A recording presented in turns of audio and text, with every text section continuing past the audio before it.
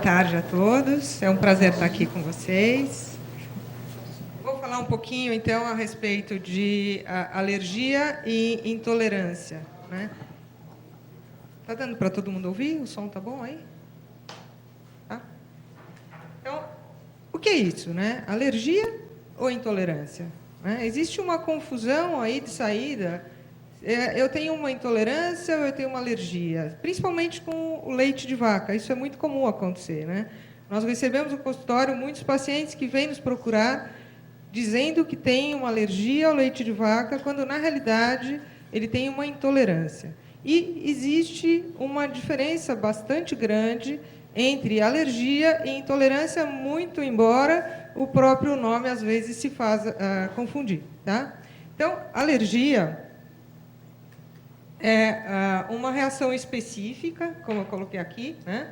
É uma reação específica do organismo que envolve o sistema imunológico. O que é isso? A pessoa nasce com uma predisposição genética e ela desenvolve um anticorpo específico a um alimento que vai ser responsável pela reação alérgica, tá? Então, é algo muito específico e que depende do envolvimento de uma reação imunológica, tá? Já a intolerância é diferente, né? É uma reação do organismo também, porém, ela não envolve uma reação imunológica. No caso da alergia e intolerância ao leite de vaca, fica fácil entender. E o que acontece é que essa reação, como intolerância, ela leva a uma dificuldade na digestão, tá? Então, para falar um pouquinho do leite, aí o que eu estava dizendo, né? Então, só para especificar um pouco melhor, a alergia, tá? Ela envolve uma reação imunológica com produção de anticorpo da classe IgE específica para o alimento, tá? Então, repetindo aquilo que eu já havia explicado, a reação alérgica a um determinado alimento envolve uma reação que faz, aonde faz parte aí o envolvimento desse anticorpo que o organismo produziu, tá?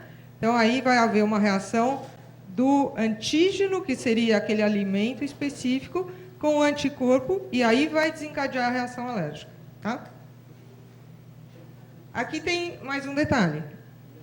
Só um momentinho, eu acho que vocês têm alguma dúvida aqui com relação ao assunto? Não? Ok.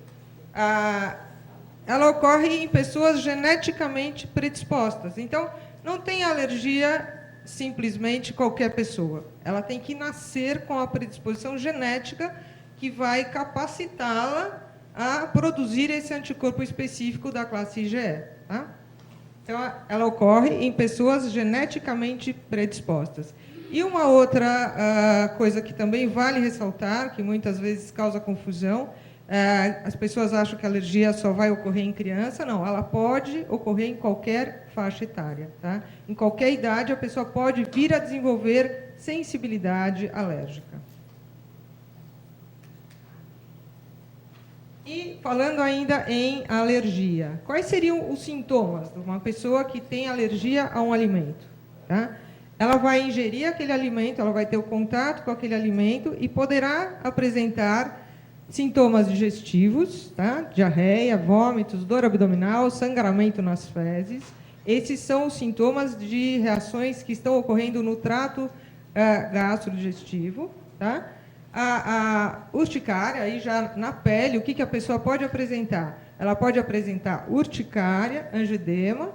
Falando do trato respiratório, ela pode também apresentar uma reação alérgica apresentando aí falta de ar, congestão nasal e ainda uma reação que ocorre em todo o organismo, que é a mais temida, né? É a anafilaxia, que todo mundo já ouviu falar. A pessoa pode até ter um choque e pode vir a falecer por causa disso. Então, cai a pressão, tem toda uma reação grave e que a gente chama de anafilaxia. E a gente tem que tratar rapidamente, tá? E quais os alimentos que podem causar alergia com maior frequência?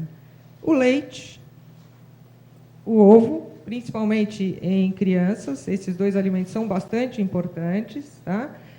Na sua incidência, ela é seguida pelo amendoim e oleaginosas, tá? Essa escala de frequência e de importância.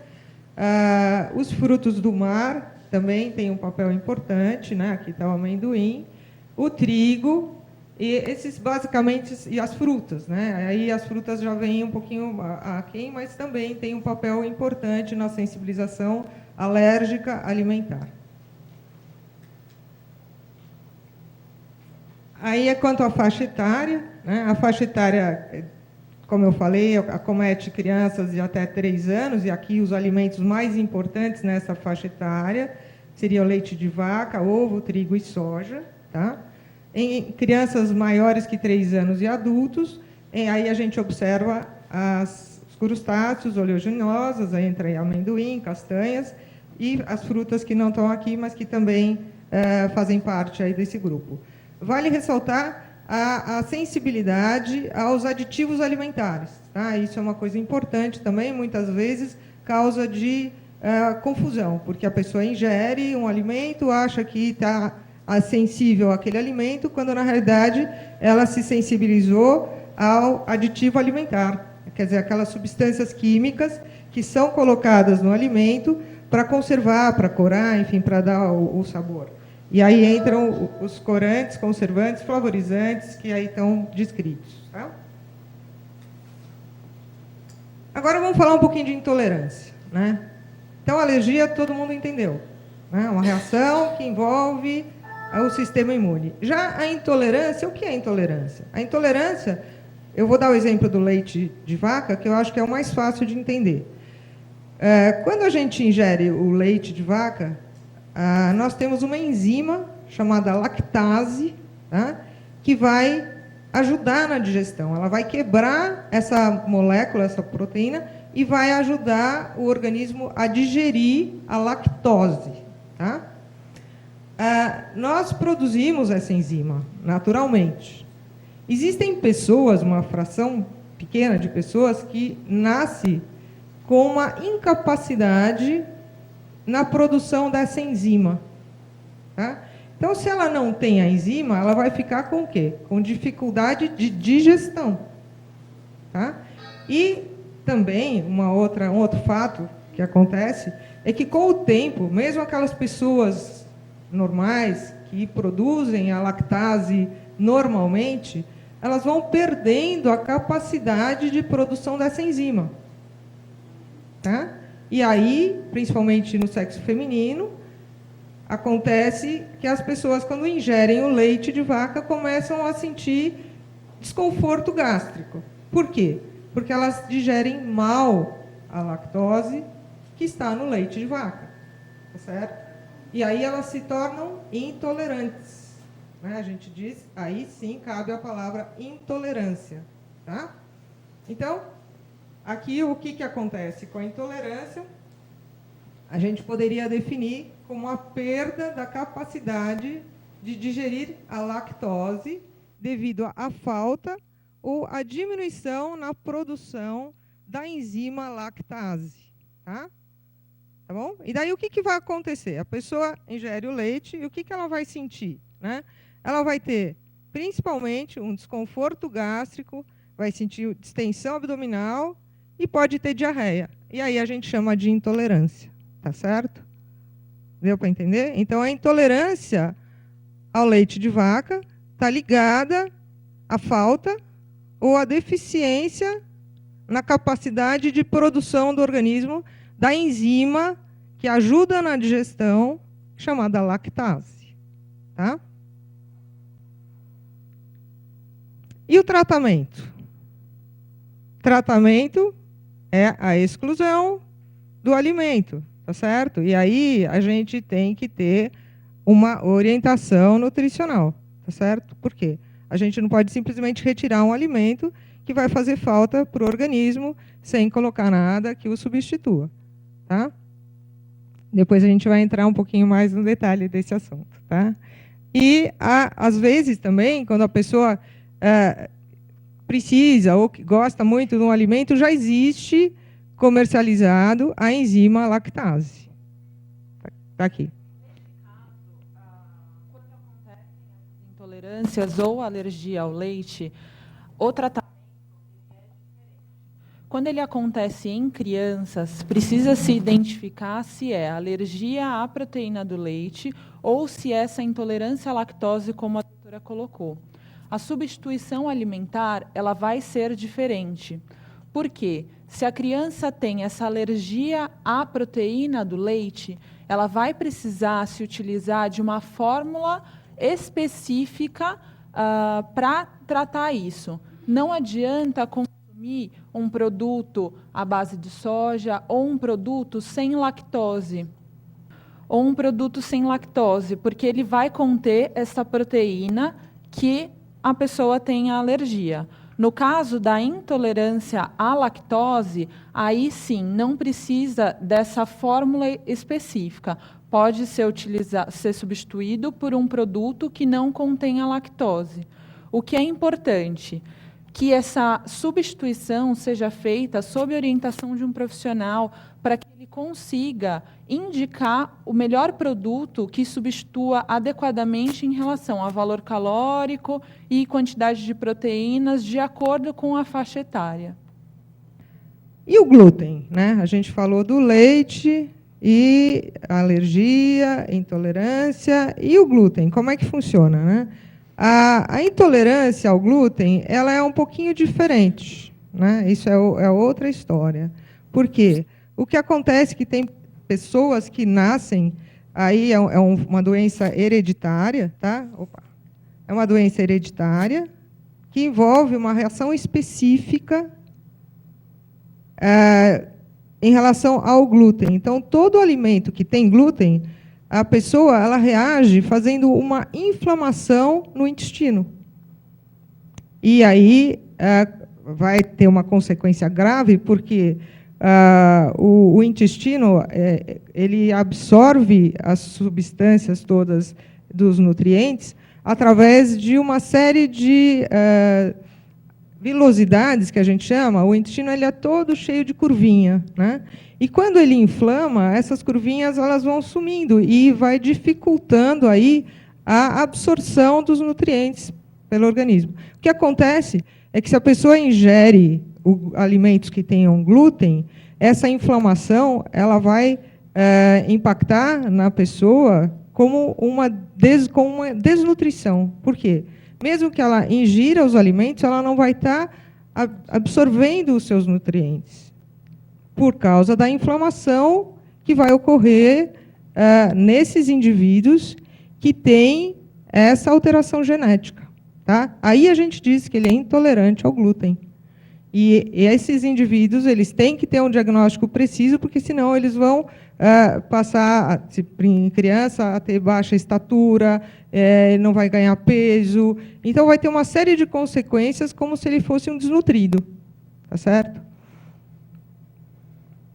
E aí também, o que a gente tem que fazer? Olha aqui os sintomas, então, diarreia, dor abdominal, distensão abdominal. Isso tudo porque o intestino fica inflamado, o intestino delgado fica inflamado. Tá?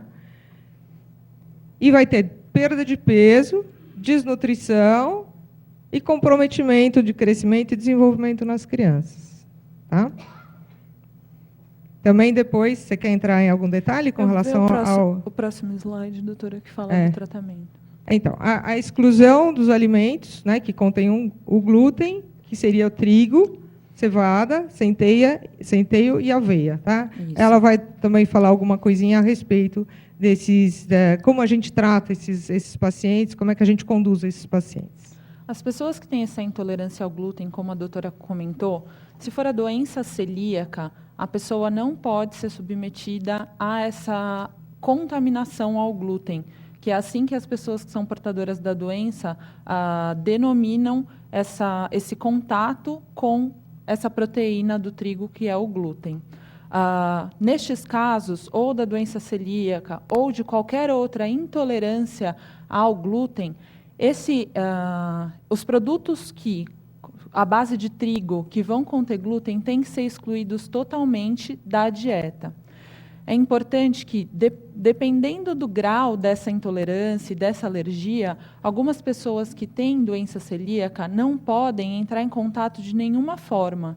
Inclusive, tem que se ter um cuidado na questão do preparo de alguns alimentos, separando os utensílios que vão ser utilizados, porque pode ser que aquele utensílio esteja contaminado com algum resíduo do glúten, e a pessoa não pode entrar em contato com isso de forma alguma.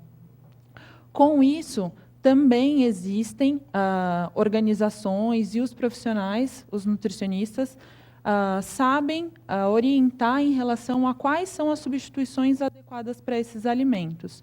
Então, hoje, utiliza-se o arroz e seus derivados, né, farinha de arroz, o milho, então, fubá, fécula de milho, o próprio amido de milho, a mandioca, então, polvilho, farinha de mandioca, para produzir os alimentos, essas fontes de carboidrato, né, produzir pães e outros produtos com essa matéria-prima que não tenha glúten. Uma coisa que a indústria de alimentos hoje faz, que também é premissa da legislação, é incluir nos rótulos a importância da informação, contém glúten. Então, todos os rótulos de alimentos contêm essa informação para essas pessoas que têm essa intolerância. E é importante que quem tem essa intolerância diagnosticada adequadamente por um médico, procure um profissional para que ele consiga orientar as substituições adequadas. Ela citou uma coisa interessante, né? Porque quando a gente fala em alergia, intolerância, o que fazer, né? Tem que excluir totalmente? Em que caso a gente tem que excluir? Na alergia alimentar, a pessoa realmente tem que excluir da mesma forma que o glúten. Por quê? A consequência do contato desta pessoa com esses alimentos, ou que ela tem alergia, ou que ela tem intolerância, no caso do glúten, podem causar uma reação grave. Tá? E isso faz com que, obrigatoriamente, essas pessoas tenham que excluir esse alimento e também prestar atenção, como ela falou, nos rótulos, porque se tiver traços daquele alimento, ele já pode vir a dar reação. Diferente da pessoa que tem intolerância à lactose, tá? O impacto não é tão forte, mesmo porque muitas das pessoas que têm intolerância à lactose, elas ainda são capazes de produzir uma menor quantidade de lactase, tá? E o máximo que vai acontecer com esses indivíduos é que eles vão ter sintomas de má digestão. É mais ou menos isso. Tá? Agora, a alergia a um alimento, alergia de fato a um alimento, ou a intolerância ao glúten, obrigatoriamente a pessoa tem que excluir esse alimento e tomar muito cuidado. E ler rótulo. Tá certo? Aí vem a grande importância de um diagnóstico preciso para a gente afastar falsos rótulos. Tá? Eu vou falar mais um pouquinho e aí a gente vai entrar nesse assunto de falsos rótulos também, que ocorre com muita frequência. Bom, aí alergia e intolerância, é o que eu estava falando. Tá? A gente tem que tomar muito cuidado com falsos rótulos. Por quê? O que a gente observa de criança que tem exclusão de um alimento importantíssimo, porque ela foi rotulada de alergia equivocadamente. O leite, por exemplo. A importância do leite de vaca na alimentação de uma criança, eu não preciso nem dizer. Né? Imagina se essa criança tem um falso rótulo de alergia. E aí tem que excluir todos os alimentos que contêm o leite. E aí vem Danoninho, que a criançada adora, na festinha o brigadeiro. Então, é um prejuízo, além do nutricional, do emocional, fortíssimo. Então, nós temos que ter a precisão no diagnóstico para aí sim fazer uma intervenção tão grande quanto a exclusão de um alimento. Tá? Então, tomar muito cuidado com falsos rótulos. O diagnóstico tem que ser preciso, uma orientação adequada de especialistas, aí entra um médico especialista, alergologista, junto com a nutricionista, que é isso que a gente está querendo levar informação para vocês. Por quê?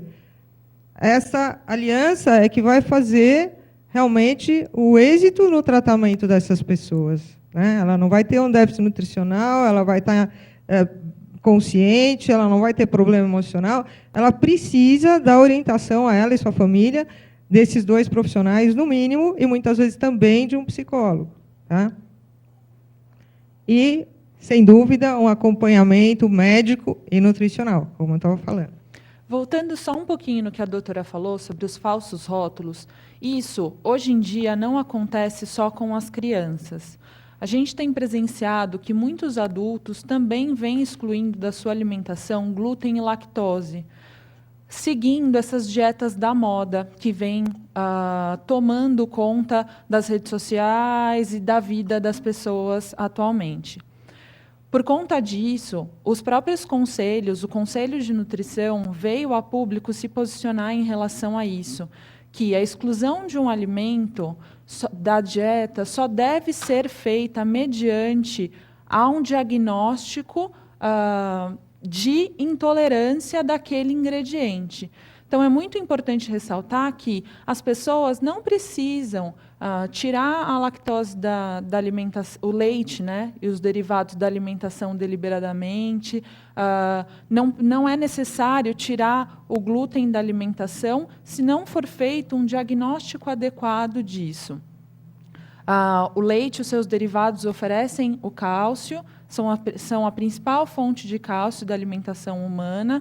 Nós temos outros alimentos que fornecem cálcio também, porém não são tão biodisponíveis quanto os leites e derivados. Então, é importante prestar atenção nisso. Assim como o glúten. É importante ter um diagnóstico dessa intolerância, seja ela de qual grau, ou, como a doutora falou, uma intolerância muito grave que não pode de forma alguma, mas precisa ter um diagnóstico para excluir esses alimentos da dieta.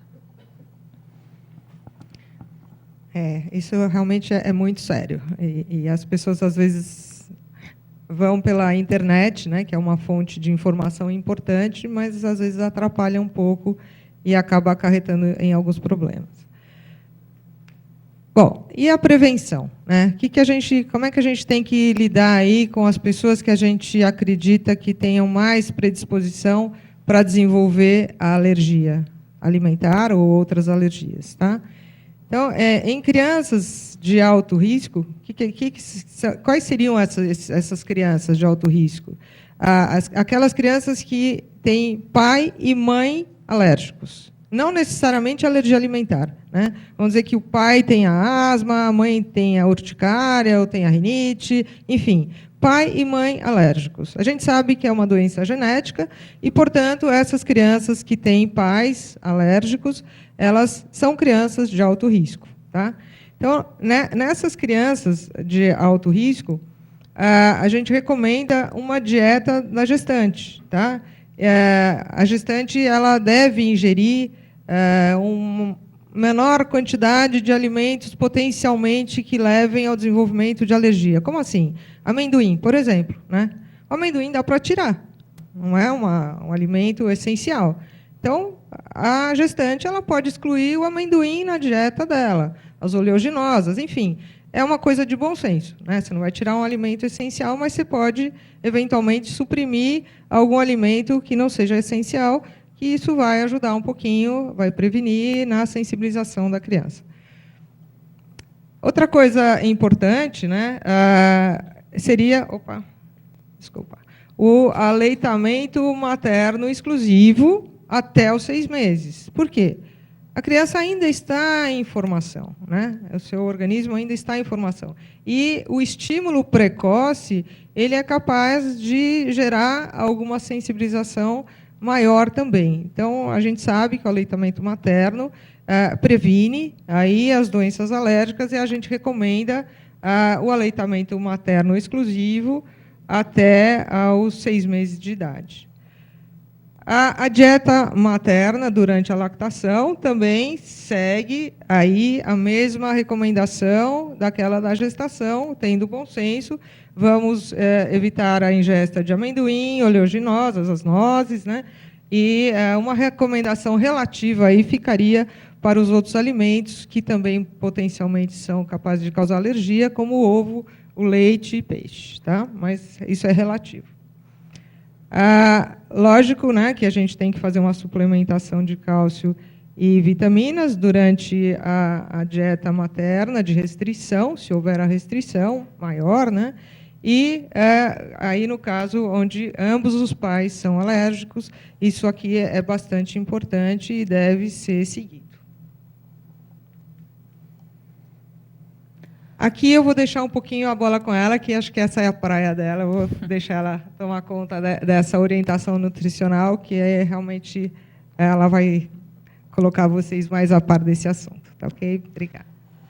Em relação às alergias alimentares, como a doutora comentou, elas são mais frequentes em crianças. Ela pode acontecer em adultos, mas a maior incidência é em crianças.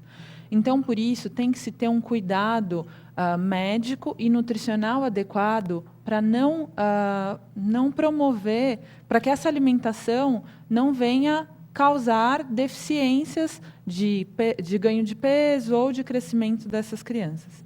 Então, a partir do momento que foi detectada a alergia pelo médico, nós precisamos orientar os pais, né, orientar a família, orientar o portador dessa alergia quanto à exclusão total dos alérgenos.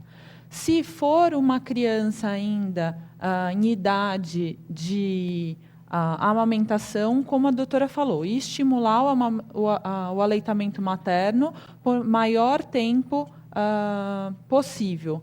Caso não seja possível, avaliar o tipo de alergia diagnosticada pelo médico e indicar a fórmula adequada para aquele tipo de alergia.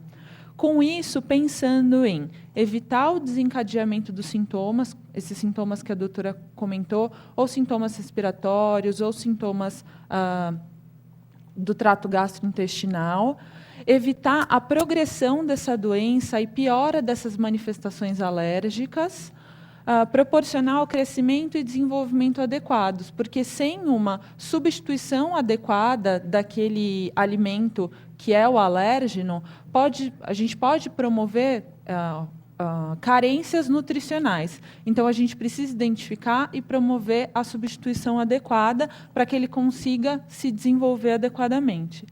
E realizar as substituições alimentares visando garantir essa orientação nutricional adequada. Pode passar, doutora. Isso. O que é muito importante nas consultas é essa orientação em relação aos rótulos dos alimentos. Muitas vezes, as pessoas que são portadoras de alergia, é importante que elas tragam para as consultas os rótulos dos alimentos que elas consomem. Porque muitas vezes elas sabem que elas são alérgicas ao leite ou ao glúten, mas não sabem como identificar isso naquele alimento. O leite pode estar presente nos alimentos de outras formas, estar descrito no rótulo de outra forma, como soro, whey, caseína. Então, é importante trazer para que o profissional oriente adequadamente em como saber se aquele alimento contém se aquele produto industrializado contém aquele alérgeno ou não. O monitoramento contínuo. Então, a pessoa que tem alergia, especificamente a criança, ter um monitoramento contínuo de como está, se está seguindo essas orientações em relação à exclusão daquele alérgeno e monitorar crescimento, ganho de peso, que são indicadores importantes. Um registro alimentar também contribui para o tratamento, para o profissional conseguir avaliar o que aquela pessoa consumiu ao longo de uma semana ou de alguns dias, incluindo os finais de semana, para poder, assim, identificar possíveis erros e corrigir para que o tratamento seja conduzido da melhor forma. A avaliação do estado nutricional é muito importante, principalmente para aquelas crianças que têm múltiplas alergias. Às vezes, não é só uma alergia ao leite, às vezes ela acaba tendo alergia ao leite, ao ovo, à soja, e essa avaliação nutricional, essa suplementação, essa substituição dos alimentos é muito importante. E o preparo adequado e higiene, que é o que a gente já comentou. Dependendo do grau de alergia, precisa prestar atenção mesmo nos utensílios que são utilizados, porque a pessoa não pode ter o mínimo contato com esse alérgeno. Então, todos esses cuidados são feitos de forma conjunta, de forma multiprofissional.